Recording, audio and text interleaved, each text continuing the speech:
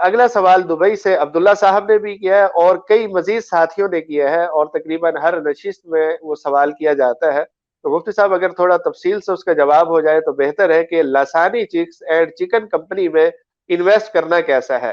یہ شو کرتے ہیں کہ پٹرول کی اور چوزوں کی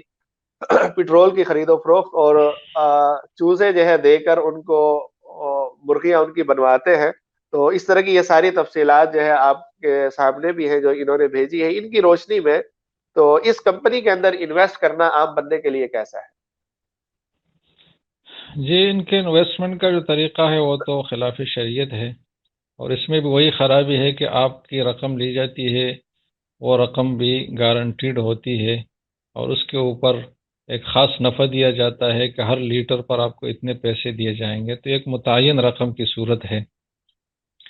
اور کاروبار میں جب بھی یہ دو باتیں ہو کہ آپ کی رقم جو ہے وہ محفوظ ہونے کی یقین دہانی آپ کو کرائی جائے، یعنی اس کی ضمانت لی جائے،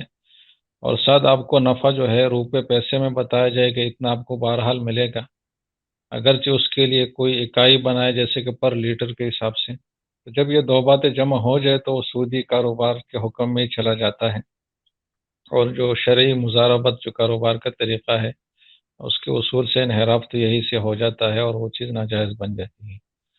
باقی جو ان کی چوزوں کا کاروبار ہے اور اس کا جو بنیادی سٹرکچر ہے، اگرچہ وہ جائز ہے کہ وہ فارمز کے ساتھ معاملات کرتے ہیں کہ ہم آپ کو اپنے چوزے دیں گے، سامان اور ادویات اور سب چیزیں دیں گے، اور آپ ان کی کفالت کریں اور پالے، اس کو نگرانی کریں، اور اس کی آپ کو جو ہے ایک اجرت دی جائے گی، اور ان سے سیکورٹی کا رقم بھی لی جاتی ہے تاکہ اگر کوئی وہ غفلت سے کام لے تو پھر ان کو جو ہے ان سے ضمان بھی لیا جا سکے۔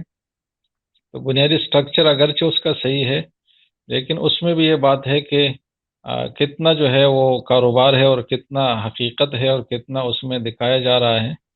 تو اس کاروبار میں بھی فراڈ کا عنصر موجود ہے، اور ACCP نے تو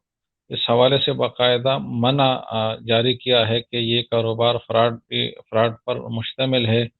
اور اس کی تحقیق کی گئی ہے، اور اس کاروبار سے خود بھی بچے دوسروں کو بھی بچائے۔ تو جب CCP کی تنبیہ آ گئی ہے جو پوری تحقیق کے بعد ہے، اس کے بعد تو اس کاروبار میں انوالو ہونے کی کوئی گنجائش نہیں رہتی۔